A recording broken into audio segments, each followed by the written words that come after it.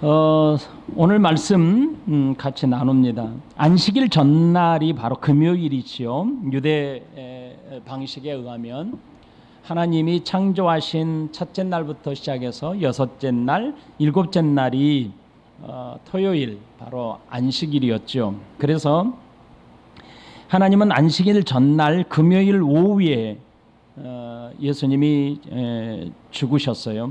그러니까 유대인의 입장에서 보면 예수님의 시신은 안식일 전에 장례를 치러야 했던 것입니다. 유대인들이 시신을 치우게 해달라라고 하는 요청을 했습니다. 그래서 빌라도에게 요청을 해서 군인들이 죽음을 확인하도록 그렇게 했었죠. 예수님의 양편에 달린 강도는 아직 숨이 붙어 있었기 때문에 억지로 죽도록 하기 위하여 다리를 꺾어 숨을 거두게 했습니다. 하지만 예수님이 이미 숨을 거두었기 때문에 예수님의 옆구리에 창을 찔러 예수님이 죽었다는 사실을 확증했습니다. 그리고 이제 날이 저물어 가죠. 그러자 아리마대 요셉이 나섭니다. 빌라도에게 달려갔습니다. 그리고 예수님의 시신을 내어달라라고 요청합니다. 42절에 보면 이날은 준비일 곧 안식일 전날이므로 저물었을 때에 아리마대 사람 요셉이 와서 당돌이 빌라도에게 들어가 예수의 시체를 달라 하니 이 사람은 존경받는 공회원이요 하나님 나라를 기다리는 자라. 예수님께서 숨을 거두신 시간이 오후 3시죠. 금요일 오후 3시. 금요일은 아까 말씀에 있는 것처럼 안식일을 준비하는 준비일입니다. 이에 유대인들은 율법에 따라서 안식일에는 아무 일도 할 수 없고 더군다나 장례를 치를 수 없기 때문에 예수님을 십자가에 그대로 둔다는 것은 유대인들로는 도저히 용납할 수 없었던 것입니다. 그래서 신명기 21장 23절의 말씀에 입각해서 그랬던 거예요. 그러니까 십자가에 달려 죽은 시신을 안식일까지 매달아 놓을 수 없었던 것이죠. 신명기 21장 23절 그 시체를 나무 위에 밤새도록 두지 말고 그날에 장사하여 내 하나님 여호와께서 내게 기업으로 주시는 땅을 더럽히지 말라. 나무에 달린 자는 하나님께 저주를 받았습니다. 그러나 십자가에 달려 죽은 자는, 나무에 달린 자는 하나님의 저주로 여겼기 때문에 안식일까지 내버려 두지 말라. 율법의 박사였던 아리마대 요셉이 이걸 모를 리가 없지요. 그래서 아리마대 사람 요셉이 용기를 냅니다. 그리고 빌라도에게 가서 예수님의 시신을 내어달라라고 요청합니다. 성경은 뭐라고 기록하냐면 아리마대 사람 요셉이 빌라도에게 가서 당돌하게 요구했다 이렇게 기록하고 있습니다. 예수님의 시신을 달라고 요구하는데 상당한 용기가 필요했음을 간접적으로 증언하고 있는 것이지요. 아리마대 요셉이 예수님의 시신을 달라고 요구하는 것이 왜 그렇게 상당한 용기가 필요했을까요? 그 이유는 그의 신분과 관련이 있기 때문입니다. 그는 당시 사회적으로 신분이 상당히 높은 위치에 있는 사람이었어요. 여러분이 잘 아는 것처럼 유대 사회에서 정치, 종교를 망라해서 최종 의결 자치 기구였던 의회가 있었죠. 바로 산헤드린 공회였어요. 이 산헤드린 공회에 70명으로 구성되어 있는데 대제사장 한 분을 포함해서 71명, 70명 중에 정회원이었던 것이죠. 아리마대 요셉은 바로 공회에 속한 한 사람이었습니다. 그만큼 당시 백성들에게는 존경과 사랑 그리고 정치, 종교를 망라해서 인정을 받았다는 뜻입니다. 그는 율법에 매우 능통했던 사람이었어요. 성경은 이렇게 그를 소개합니다. 이 사람은 존경받는 공회원이다. 그리고 하나님의 나라를 기다리는 자라 이렇게 그를 소개합니다. 이 말은 당시 사람들에게 어떻게 인정되고 있었냐면 아리마대 사람 요셉은 공정한 사람이다, 정의로운 사람이다 라고 인정받았다는 뜻입니다. 그뿐만 아니죠. 이 사람은 말씀대로, 선지자의 말씀대로 이 사람은 하나님의 나라를, 메시아를 기다리고 살았던 사람이라는 뜻입니다. 그러니까 모든 사람들이 다 아리마대 사람 요셉은 존경하였고 하나님의 나라를 기다리면서 살았던 의로운 사람이었다라고 알고 있었다는 겁니다. 적어도 그는 메시아를 통해서 이루실 하나님의 약속을 믿고 기다렸다는 뜻입니다. 아리마대 사람 요셉에 대해서 마태복음에서는 그가 부자였다, 상당한 부자였음을 기록해주고 있습니다. 27장 57절, 저물었을 때 아리마대의 부자 요셉이라는 사람이 왔으니 그도 예수의 제자라. 아리마대 사람 요셉은 부자라고 기록해 주면서 또한 그가 예수님의 제자였다라고 소개합니다. 그런데 예수님의 제자임을 이 사람은 드러내지 못하고 살았습니다. 요한복음에는 그에 대해서 이렇게 기록해요. 요한복음 19장 38절, 아리마대 사람 요셉은 예수의 제자이나 유대인이 두려워 그것을 숨기더니, 유대인들이 두려웠던 것이죠. 이 일 후에 빌라도에게 예수의 시체를 가져가기를 구하며 빌라도가 허락하는지라 이에 가서 예수의 시체를 가져가니라. 아리마대 사람 요셉은 예수님의 제자였다라고 소개하면서 그의 신분은 공회교원이었고 부자였다. 그런데 사람들에게 아주 존경받는 사람이었고 하나님의 나라를 기다리는 신실한 사람이었다라고 그의 신분에 대해서 이렇게 소개하잖아요. 이런 사람이 예수님이 죽기까지, 십자가에 예수님이 죽기까지 자신의 신분을 드러내지 못하고 살았습니다. 그 이유를 요한복음 12장 42절에 이렇게 말하고 있습니다.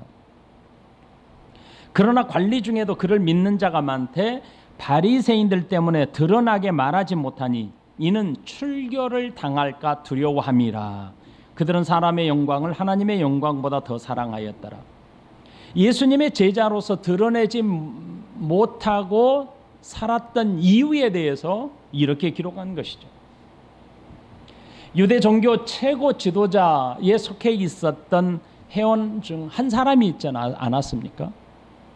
그러니까 그는 유대인들이 일단 두려웠고 무서웠을 겁니다. 자신의 신분이 박탈당할까 봐 두려워 드러내지 못했습니다. 그리고 자신이 예수님의 제자임을 밝히기가 몹시 어려웠던 것으로 성경은 기록해주고 있습니다. 그런데 그가 예수님이 십자가에서 죽자 빌라도를 찾아가요. 그래서 예수님의 시신을 내어달라고 요청을 합니다. 여러분, 이런 내용들을 보면 왜 빌라도에게 상당한 용기가 필요했는지를 알 수 있잖아요. 그런데 이 빌라도에게 찾아가 예수님이 시신을 내어달라고 요청한 이 아리마대 사람 요셉, 그 사람 지금까지 드러내지 못했지만 지금은 변화되었다는 사실입니다. 예수님이 십자가에 달려 죽고 난 이후에 그는 변화되었습니다. 아마 이 아리마대 사람 요셉은 예수님이 십자가에 달려 죽기까지 예수님의 가르침을 많이 들었고 목격했었던 사람입니다. 그리고 난 이후에 그가 담대함으로 나타납니다. 드러냅니다. 제자의 신분으로 할 수 있는 것을 자신이 지금 하고자 했던 겁니다. 십자가에서 죽으신 예수님이 하나님의 아들이었음을 자신은 확신하고 이렇게 변화된 것이죠. 그래서 요셉은 용기를 냈습니다. 그리고 빌라도에게 예수님의 시신을 내어달라고 요청합니다. 이는 예수님을 장사 지내고자 했던 것이죠. 이에 빌라도는 사형 집행관이었던 백부장을 부릅니다. 그리고 백부장을 불러 예수님이 이렇게도 빨리 죽었는지 의아해하면서 묻습니다. 44절에 빌라도는 예수께서 벌써 죽었을까 하고 이상히 여겨 백부장을 불러 죽은 지 오래냐 묻고 백부장에게 알아본 후에 요셉에게 시체를 내어 주었더라. 빌라도는 예수님의 시신을 내어달라고 하자 깜짝 놀라는 모습을 보입니다. 여러분, 당시 십자가형에 달린 사람은 이렇게 빨리, 빌라도가 잘 아는 것처럼 이렇게 빨리 죽지 않았기 때문입니다. 요한복음 19장에서 십자가의 양편에 달린 강도와는 달리 예수님이 훨씬 빨리 죽었다는 사실을 전하고 있지 않습니까? 그렇죠? 그래서 빌라도는 사형 집행관이었던 백부장을 부릅니다. 그리고 그에게 묻지요. 예수님이 이렇게 빨리 죽었느냐? 빌라도는 예수님께서 이토록 빨리 죽었다는 사실을 믿기가 어려웠습니다. 그렇게 빌라도는 이 놀랬다는 이 표현들은 경탄하듯 놀랬다는 겁니다. 그래서 백부장에게 물었던 것이죠. 그래서 백부장의 자세한 설명을 들었어요. 아마 백부장은 어떻게 예수님이 죽었는지, 그리고 어떻게 예수님이 죽었는지를 확인했는지를 다 설명했을 겁니다. 그리고 빌라도는 아리마대 사람 요셉에게 예수님의 시신을 내어 주었습니다. 예수님은 예수님의 시신을 십자가에서 내렸습니다. 그리고 자신의 무덤에 장사를 지냅니다.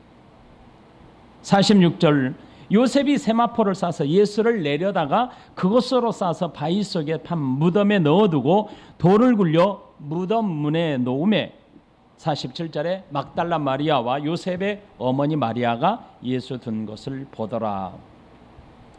요셉은 자신을 위해 만든 새 무덤을 예수님께 내어드렸습니다. 마태복음 27장 59절 60절에는 이렇게 기록해요. 요셉이 시체를 가져다가 깨끗한 세마포로 싸서 바위 속에 그러니까 바위를 파서 만든 무덤이죠. 바위 속에 판 자기 새 무덤, 그런 새 무덤은 한 번도 사용하지 않는 무덤이지요. 십자가에서 죽으신 예수님을 한 번도 사용하지 않았던 새 무덤, 자신을 위해 만든 무덤에 넣고 큰 돌을 굴려서 무덤 문에 놓고 가더라, 이렇게 기록합니다. 요셉은 예수님의 시신을 십자가에서 내렸습니다. 그리고 세마포를 새 것을 사와서 예수님의 시신을 쌌습니다. 그리고 바위를 깎아 만든, 자신을 위하여 만든 새 무덤에 예수님을 장사했습니다. 이 무덤은 자신이 죽은 후 사용하기 위해서 새로 만든 것입니다. 놀랍게도 이사야 선지자는 이 말씀을 약속합니다. 이렇게 예수님이 죽고 나니 이런 일이 있을 것이다 라고 약속의 말씀을 기록합니다. 이사야 53장 9절, 그는 강포를 행하지 아니하였고 그의 입에 거짓이 없었으나 그의 무덤이 악인들과 함께 있었으며 그가 죽은 후에 부자와 함께 있었도다, 이렇게 기록합니다. 그러니까 이사야 53장 9절의 말씀이 성취되고 있다는 것을 기록해 줍니다. 여러분, 아리마대 요셉 사람이요, 예수님의 제자로 자신의 새 무덤을 내어드렸지만 그는 성경을 성취하는 놀라운 역사를 쓴 주인공으로 우리들에게 알려지게 되는 겁니다. 예수님의 장래에 등장하는 또 한 명이 있죠. 바로 그 사람은 바로 니고데모입니다. 요한복음 19장 39절부터 40절에 보면 일찍이 예수께 밤에 찾아왔던 니고데모도 몰약과 침향 섞은 것을 100리터라쯤 가지고 온지라.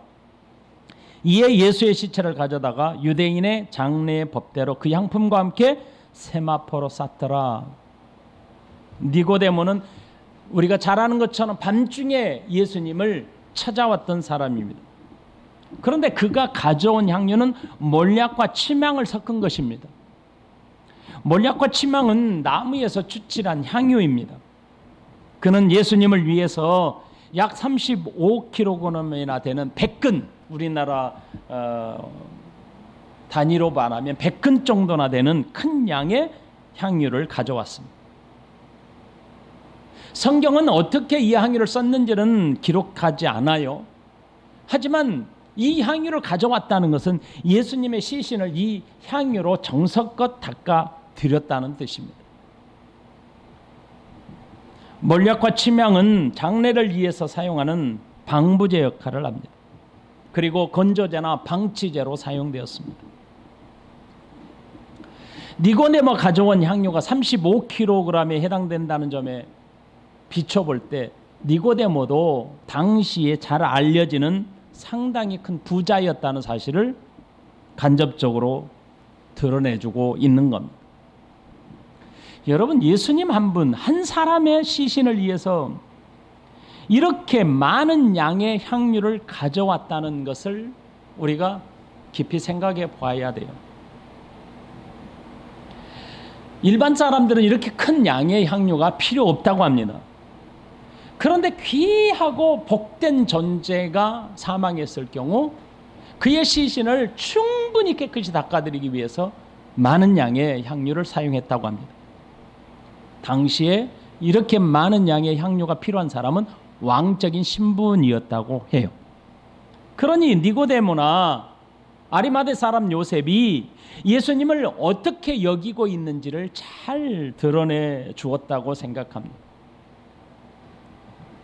니고데모가 가져온 향유를 통해서 예수님이 누구인지, 그들이 예수님을 어떻게 인식하고 있었는지, 예수님을 어떻게 생각하고 있었는지 간접적으로 우리에게 전해주고 있는 중요한 의미를 가지고 있다라고 말할 수 있습니다.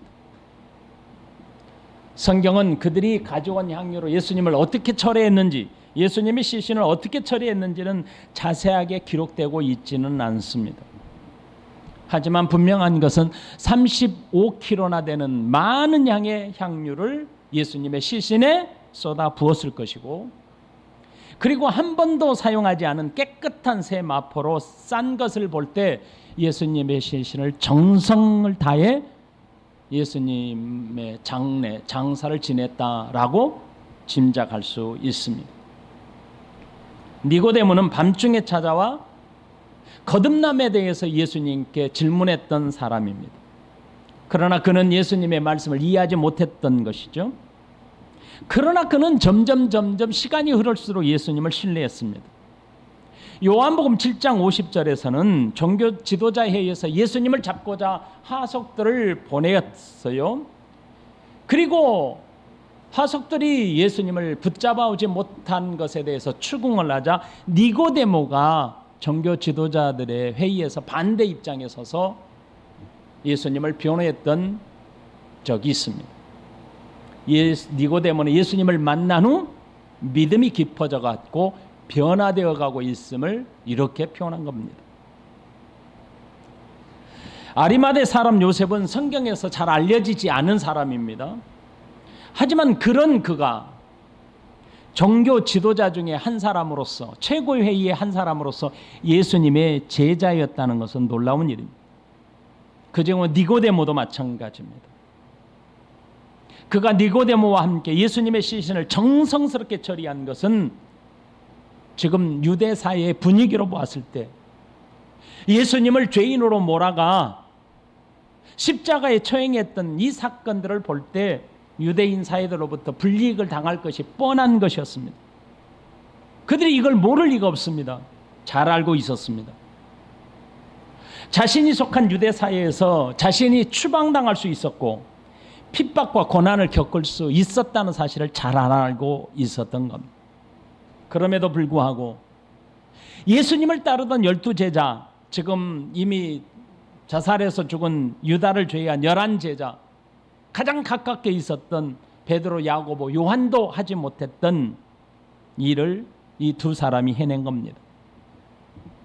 이 두 사람이 이토록 예수님의 장사를 위해서 온전하게 헌신할 수 있었던 것은 예수님이 죽었다는 사실과 죽은 예수님이 일반적이지 않았다는 것을 알고 있었기 때문입니다. 그들의 행위는 성경의 말씀을 성취하는 아주 중요한 역사를 이루었던 겁니다. 아리마다의 사람 요셉의 행위는 이사야 선지자의 약속이 성취되었음을 밝혀주고 있고, 니고데모의 행위는 마태복음 26장 12절에서 예수님께서 직접 말씀하신 것이 성취되었음을 드러내준 겁니다.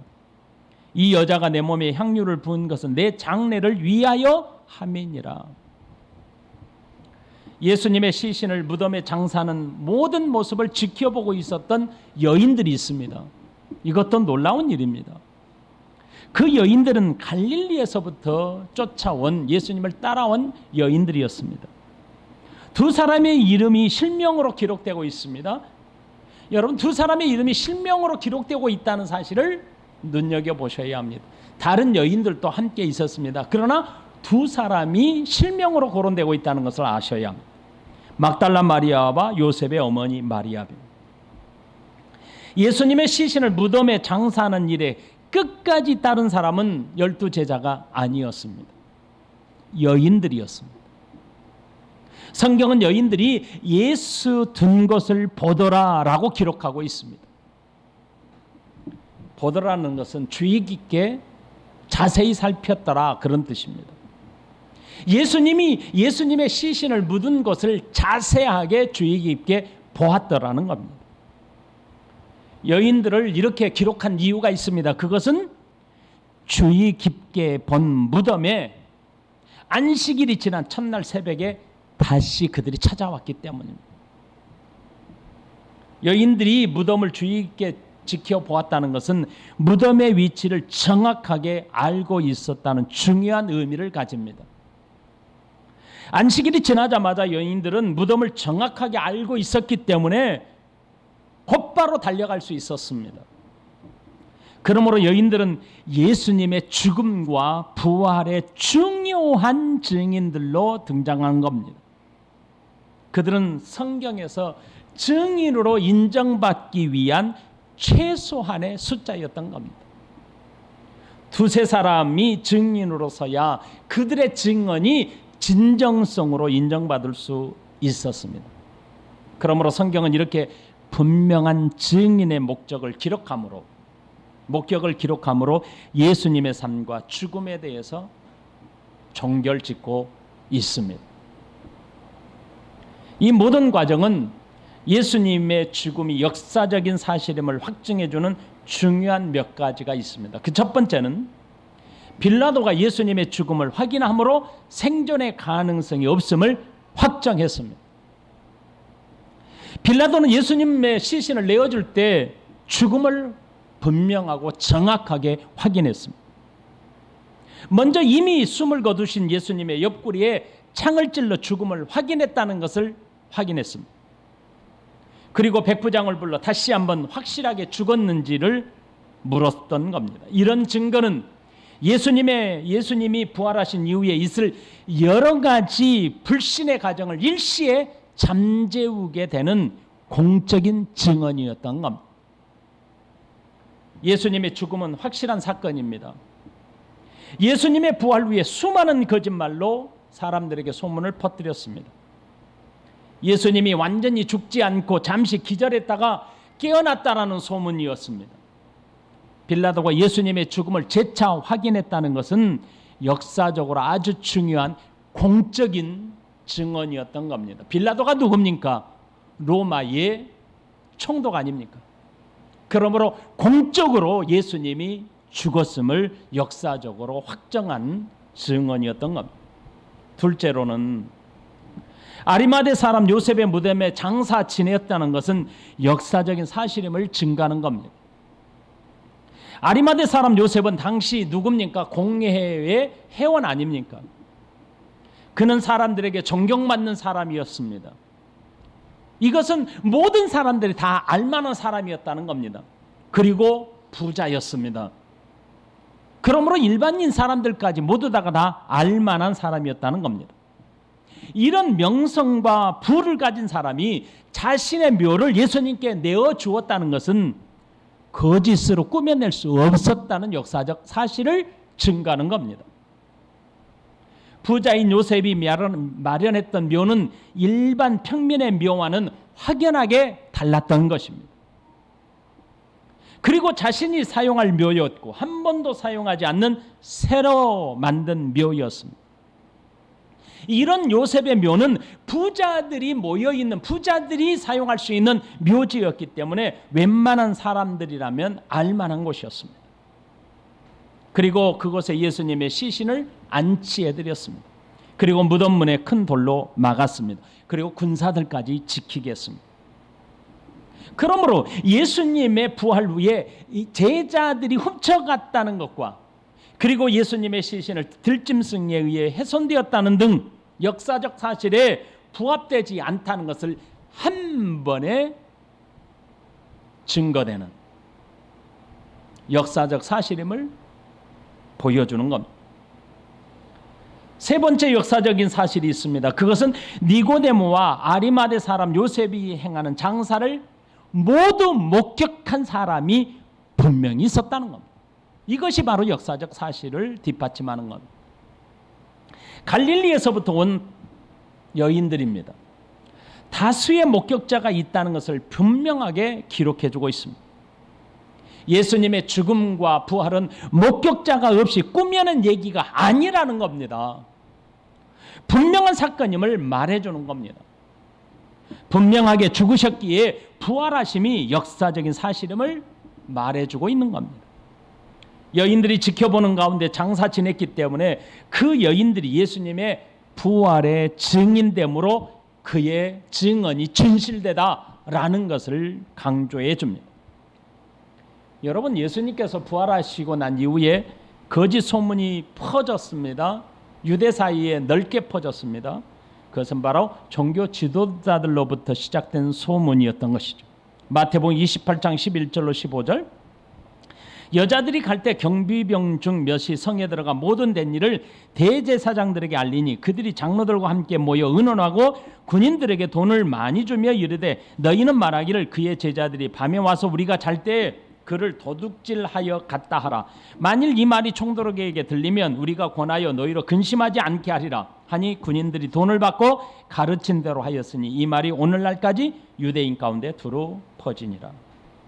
여인들의 목격은 예수님의 부활의 증인으로 이어지는 겁니다. 이 모든 것들이 바로 확실한 역사적 사건임을 여인들을 통해서 증거되는 겁니다. 빌라도가 예수님의 죽음을 확인한 것, 당시 유명한 사람이 아리마대 사람과 니고데모가 서로 협력하여 예수님을 장사 지냈는데 그 장사 지낸 곳이 부자인 아리마대, 공예위였던 아리마대 요셉의 무덤에 장사된 것, 목격자가 있었다는 것, 이 모든 것들이 바 예수님이 분명하게 죽으셨다는 역사적 사실을 뒷받침하는 겁니다. 여러분, 특히 여인들이 예수님을 죽음 끝까지 지켜보았다는 것은 예수님의 역사는 죽음으로 끝나지 않고 부활로 이어진다는 예비적 증거인 겁니다. 이제 함께 생각해 보았으면 하는 몇 가지를 말씀을 드리고 오늘 말씀을 마치겠습니다. 첫 번째, 예수님의 죽음과 부활을 사람들이 지어낸 허황된 이야기로 여기는 사람들이 있습니다. 하지만 예수님의 죽음과 부활은 분명하게 역사적 사건입니다. 당시에도 예수님의 죽음과 부활에 대해 허위로 만들어진 이야기들이 퍼져 있었습니다. 제자들이 시신을 도둑질해 갔다. 여러분, 오늘날도 예수님의 부활에 대해서 믿지 못하는 수많은 이야기를 만들어내고 있습니다. 도둑질만이 아니죠. 거짓이다, 환상을 보았다라는 주장 등입니다. 하지만 성경은 예수님의 죽음이 분명하고 그의 부활도 역사적인 사실임을 증거하고 있습니다. 당시 모든 사람들에게 존경받고 잘 알려진 부자의 무덤에 묻히셨다는 것은 당시 사람들에게도 예수님의 죽음이 분명하다는 것을 확증해 주는 것입니다. 내가 예수님을 믿는 것은 사람들이 지어낸 얘기가 아니라는 것을 기억하십시오. 사람들이 지어낸 허황된 얘기를 맹신하는 것이 아님을 기억하십시오. 우리가 믿는 것은 역사적 사실을 바탕으로 믿는 것입니다. 그리고 그 믿음으로 말미암아 구원을 얻게 된 것입니다. 두 번째로는 숨어서 살던 사람보다는 공개적인 믿음으로 사는 것이 진정한 신앙인입니다. 종교인은 드러내지 못하고 사는 사람들을 가리킵니다. 그러나 진정한 그리스찬은 공개적으로 드러내고 사는 사람입니다. 자신이 하나님의 자녀임과 그리고 예수님은 나의 주님이심을 드러내지 못하는 이유가 있습니다. 그것은 예수님을 잘 모르기 때문입니다. 그리고 예수님이 자신의 구주임을 믿지 못하기 때문입니다. 하나님에 대해서 잘 알지 못하고 믿지 못하기 때문에 자꾸 숨기는 겁니다. 하나님을 마음으로 믿고 안다면 드러내지 않을 수가 없습니다. 니고데모와 아리마대 사람 요셉과 같습니다. 우리도 지금까지 드러내지 못하고 신앙생활을 했다면 이제부터라도 분명한 신앙인으로 살아야 합니다. 마지막 세 번째입니다. 신앙이라고 하는 것은 불이익을 알면서도 따르는 것입니다. 십자가에서 죽으신 예수님의 시신을 달라고 요구했던 아리마대 사람 요셉, 그는 대단한 용기가 필요했습니다. 자신이 가진 모든 기득권이 통째로 사라질 위기를 알고 있었습니다. 그리고 유대 사회로부터 출교당할 것도 알고 있었습니다. 그러기에 아리마대 사람 요셉은 빌라도 총독에게 예수님의 시신을 좀 내어달라고 요청하는 것은 대단한 용기가 필요했던 것입니다. 지금까지는 드러내지 못하고 숨기고 살았습니다. 그러나 예수님이 십자가에 달려 죽으신 그분이 하나님의 아들됨을 확인하고 난 이후 그는 신앙을 붙들었습니다. 정확한 기록은 아니지만 아리마대 사람 요셉은 예수님이 부활하신 이후에 산헤드린 공회에서 퇴출당했다고 합니다. 그리고 40년 동안 감옥에서 갇혀 살았다고 합니다. 요셉은 자신에게 닥쳐올 어려움을 모르고 하지 않았습니다. 다 알면서도 드러내고 살았습니다.